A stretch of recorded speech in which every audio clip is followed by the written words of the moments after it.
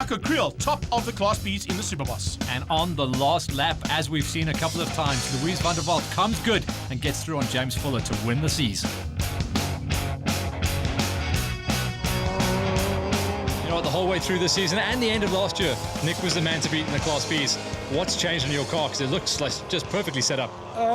The thing is, firstly, Eugene from Impact Gearbox, my wife and my kids, Uncle Gerard, Uncle Phil, Nick, everyone has just, there was a huge input from their side and they've helped me a lot. They've helped me grow. And finally, to win at Kailami, it's just unbelievable. Moving on to heat number 2. The sunshine has been and gone. Look how big those shadows are. It's going to be gnarly. Nice jump there, Greg. No problem. 30 seconds, that's all I'm going to get. So you got to go. If you make the jump start, go. Don't give up on it.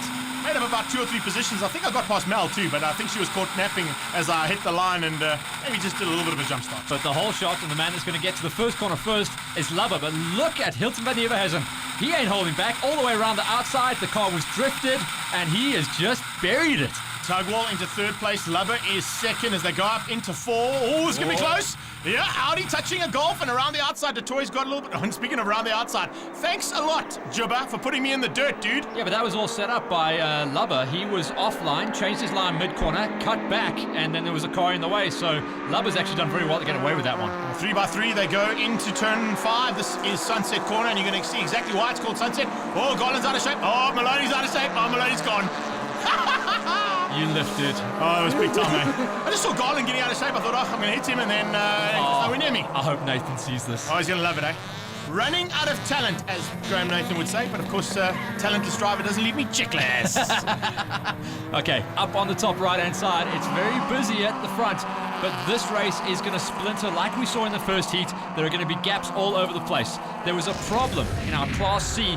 The guy who was running really well early on, Maurice Roberts, he's figured it out and he's come back. This is a replay of Maloney wagging the tail all the way around. Thanks, Mel. Thanks, Peter, for not tagging me and making it even worse than what it was. You flash in the lights, you turn on the windscreen wipe. What else did you do? I broke the indicator right off the car. Oh gosh, there's Tony Heim stuck in the sand too. Yeah, it was a busy corner, Mel. You should know. You nearly tagged me.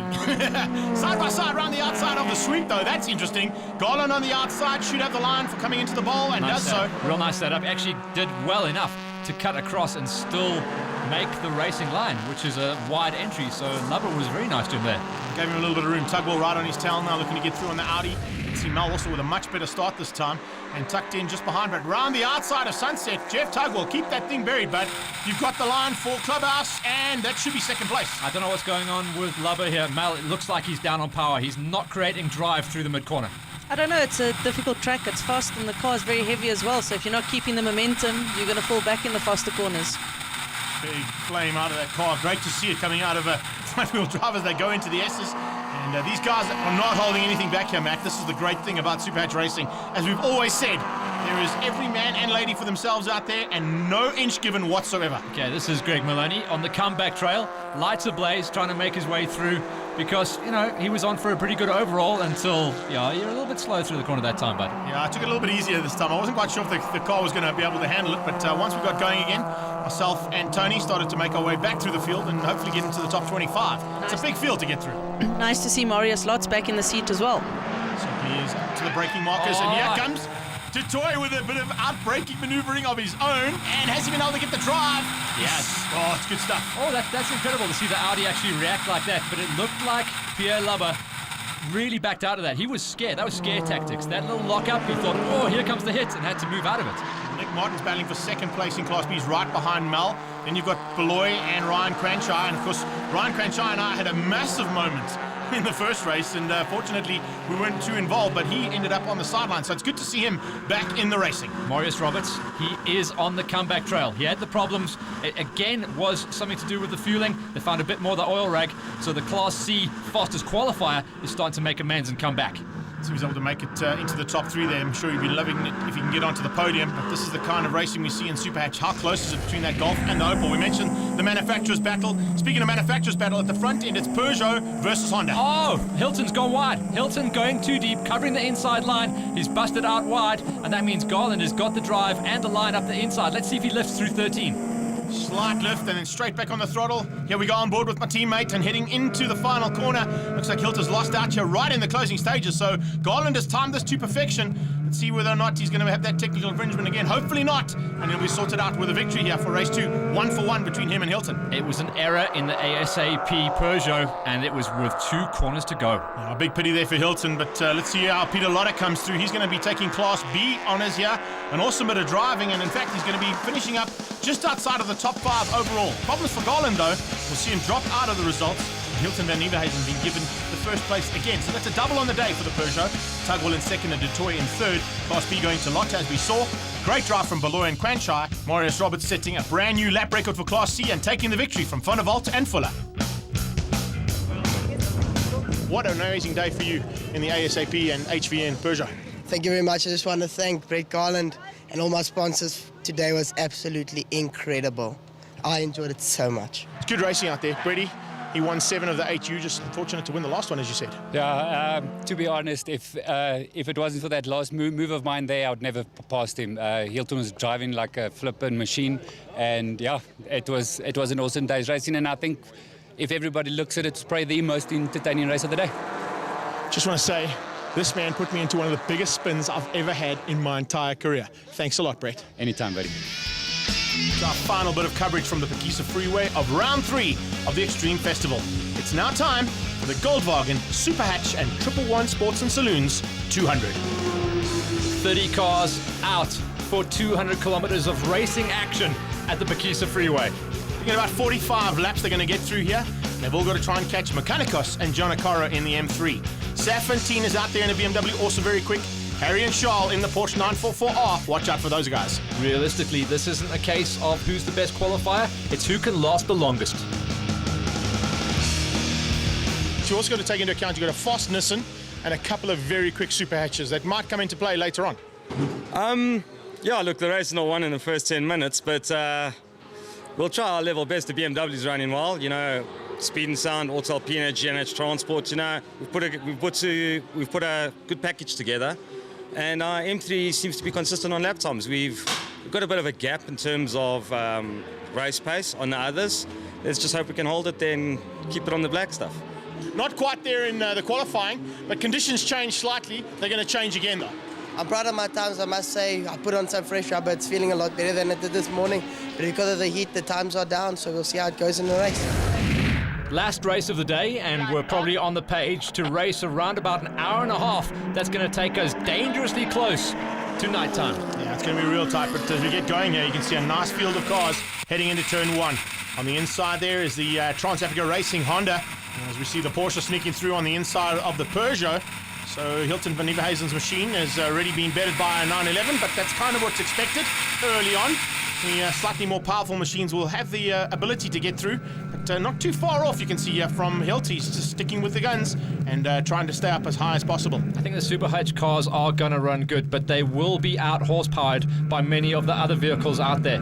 Realistically, what I like to look at is what car is going to run good and what's going to last. And the 944 of Oranges is a car that has proven its worth in an event like this before. That, along with George Besadenhout's Nissan, those should be the cars that are powerful, strong, and able to last consistently throughout the 1.5 hours of racing. Yeah, reliability, I think, is the main factor to be taken into account here, and there's none more reliable than that Nissan Almera. I've got to say, it's definitely something to watch out for. As the Gossman Golf goes through in the hands of Jean Gerber, he's doing really nicely, as is Besterman, sneaking through and partnering up.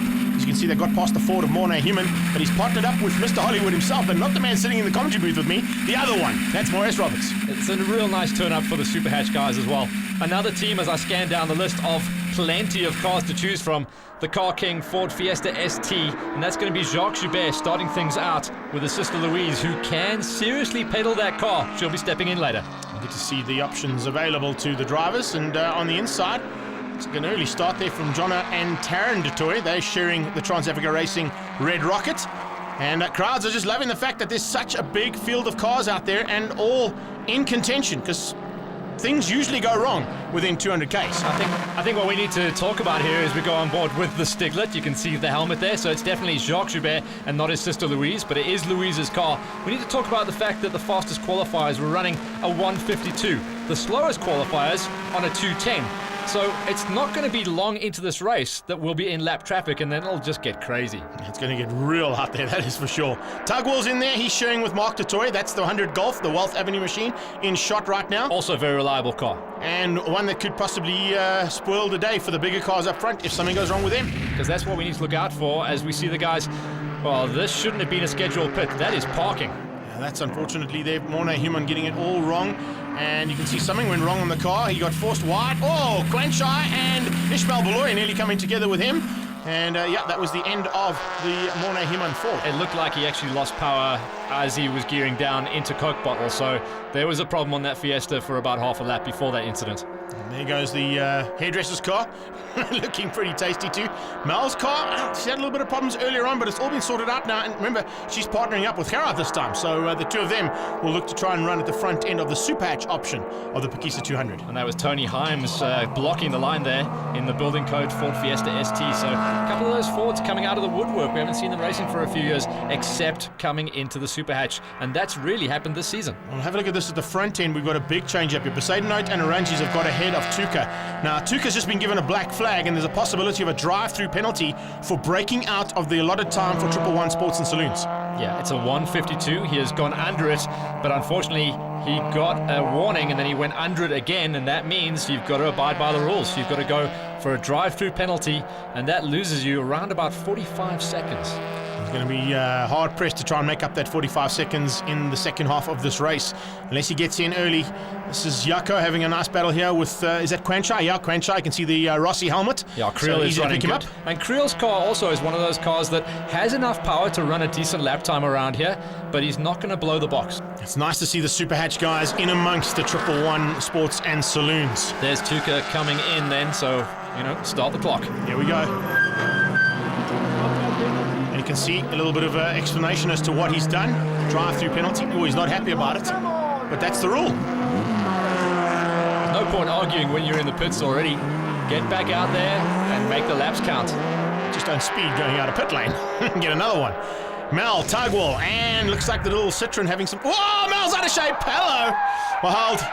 Good catch there, young lady. That's a big lock up there. Strange situation as well. Looks like maybe she banged it into a too low a gear. But yeah, we know that car can run a little bit loose. Battles continue in the Superhatch option, and super little battle starting to rage there. Chad Tendashate, he's just ahead there and looking to push on very early on. Mel recovering, getting back onto track. And it might be an opportunity now to get into a pit lane or a pit stop, because after making a mistake like that, you might be in the pit stop window. Yeah, and check it. Everyone is now not in qualifying time, not in race mode even, just cruising around, and there's a BMW parked. Is that Tuka? That's Tuka. So Tuka, after coming out, has had his own mechanical problems, not a mechanicos problem, but a mechanical problem on the car parked on the side. So our fastest qualifier is out. Now the rule is the driver can get out and work on the car, get it sorted and get back in, but he's not allowed to have any outside assistance whatsoever. So whatever he's done, he's got it sorted, he's back on track. So this might help him out, and the G&H Transport Band back in the hunt, but with a huge amount of ground to make up. If I was him, I'd be pulling into the pits and just making sure whatever was wrong is definitely going to be fixed solid now. DeLange and Norkia coming in. Problems early on here. You can see DeLange in the background working hard. Accelerator cables come loose. Get the car sorted out. Johan Kreiner and the team definitely going to work out. They'll probably get out there, no problems. So this is the stage of the race when things start going wrong. We go down into the pits. Greg Maloney explaining how it all works.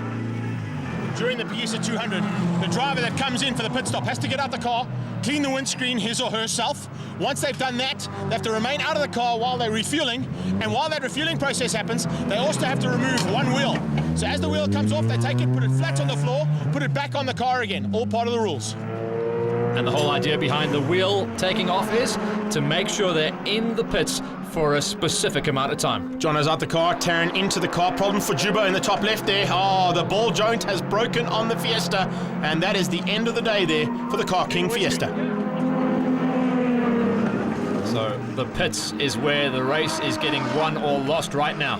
frantic activities out there, and you can see all sticking to the rules and doing exactly what's right. Change up for the lead by the looks of things. That's Poseidon hitting the front. Arangis is still with him, and I think that's Tuka just behind. So it's a battle royal here, a bit of a sprint race, even though we're supposed to be out there for 200 Ks. Yeah, 1 and 2 on the road, confirmed, and the third car in shot is the third fastest car on the track, but he's a lap down. A lap down there for Tuka Mechanicos, and slowly but surely. Hello, Johnny Fury's in the house. According to plan. Absolutely fantastic. Irvin Serfontaine, its first race ever in a racing car in a 335 BMW, done a fantastic job, third position so far. We're going to do a driver change. It's a lot of concentration for him. He's finding it a bit difficult now. So the grounds of safety, we decided to bring him in and let Johan Fourie take over. Yeah, what a man to hand over to. Multiple saloon car champion. Oh, absolutely, and national BMW driver. So let's take this to the Porsche and the Nissan. Donovan van Heeren, so it's going to be one of the best setups in the pits, you can guarantee that.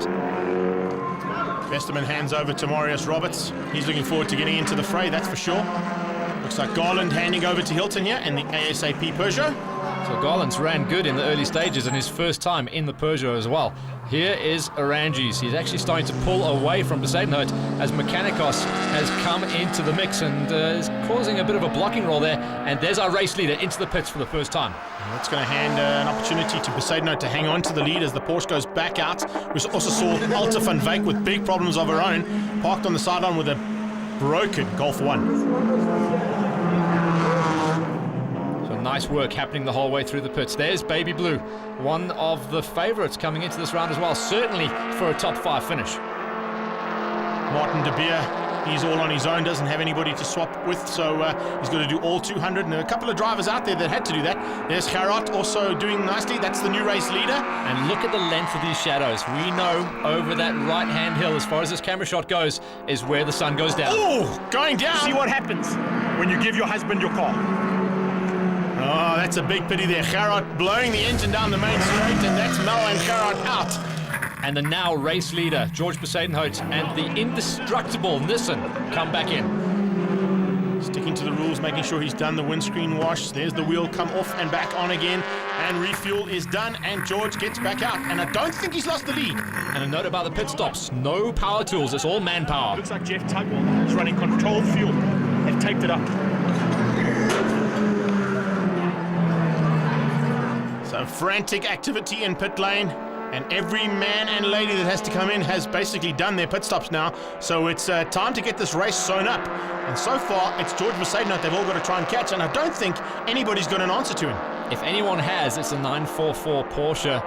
Turbo Porsche, by the way, so that might be a bit of a question mark of the Arangis crew, because we know that those Porsche vehicles and with the turbo can run a little bit hot, but on paper he has been the closest. Taryn and Linda on the tail of George Poseidon. There's the additional bit of power there from that magnificent Nissan, and as I said, he's absolutely hauling around here. But Joel Silva and Ricky Giannacara are starting to reel him in as the sun is about to drop out the sky. Yeah, that speed and sound BMW has been faultless and locking in the lap times. Oh! That was... Oh, I've done the commentator's curse. Right in the closing stages, 11 laps to go. Sideshaft's gone on the Porsche. What a bad thing. But we went well. I think we were lying second. So we would have caught them, I think. But I'm so chuffed with this race. It was great. Absolutely great. It is an awesome format, isn't it? Looking forward to maybe coming back and doing it again? Absolutely. Can't wait for the next one. He had closed up to within 9 seconds of the race lead. Whoa, Gossman spun out there. Oh, and Marius Roberts too. Oh, that's a big one.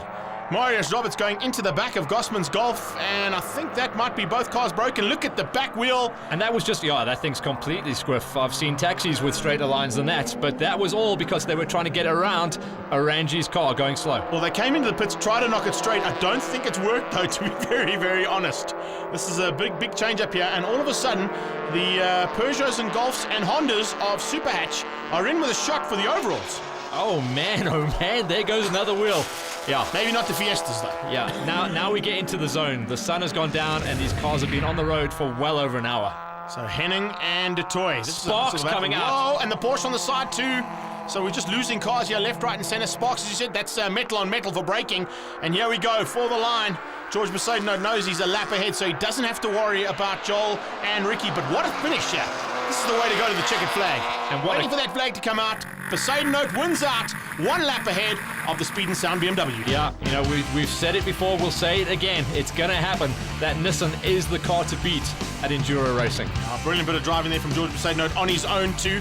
So got to take your hats off to the man. He's been around a long, long time and definitely done a fantastic job here. Wins out the Class A's ahead of Silva and John Okoro, who win out Class C's for 111 Sports and Saloons. First of the Superhatches and Class A victors, Hilton and Brett.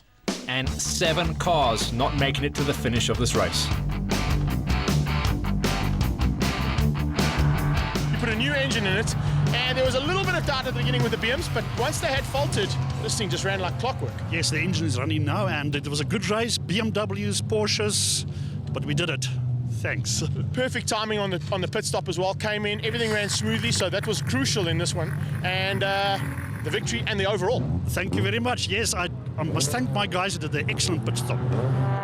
Awesome race though, and what a comeback to 3rd overall. Oh, that was magic. The first few laps was really good dicing. I enjoyed that. It was with George and the Porsche and the Monster.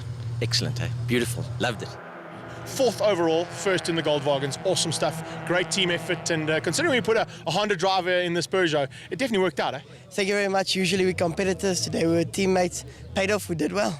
Certainly did. Had some fun out there, Brady. Had the first stint, and it was a bit of a tough one out there in the first stint. Yes, me and Mark had an awesome dice. I must give it to Uncle Willem and them. The car was set up well. I was understeering a little bit, but I could keep it in front of Mark Dutoy. And I'd just like to thank my sponsors and everything for making it possible for me to be here. It's the Hankook Extreme Festival, and the weather is the story of the day. Last night there was a thunderstorm, this morning there's a thunderstorm, and it has not dried up yet. Yeah, absolutely terrible conditions to go racing in, but of course they've all got to go and do it and get out there and do what they can. In the single-seaters, it's all about the Hankook Formula Bs here this weekend, and it looks like things have changed up dramatically there. Sim Corbler putting it on pole position and blowing everybody away with an amazing lap time in the wet.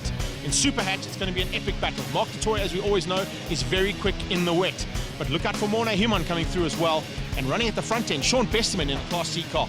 Talking about the two-wheel side of things, Greg, that is the big story today because it is super slick out there for these guys. The TK Imports brunch run, most of them don't even have wet weather tires, so they're all out there doing the opposite of a rain dance. They want it to dry up. In the Thunderbike side of things, there is a championship up for grabs. Running in 4th place at the moment is Jonathan DeVos. He desperately needs a win to get himself back into contention. But the day is going to be all about the weather. It may dry up, but it's still going to be a cold one. .co.za extreme supercars still to be sorted out as well, and when they went out, it was absolutely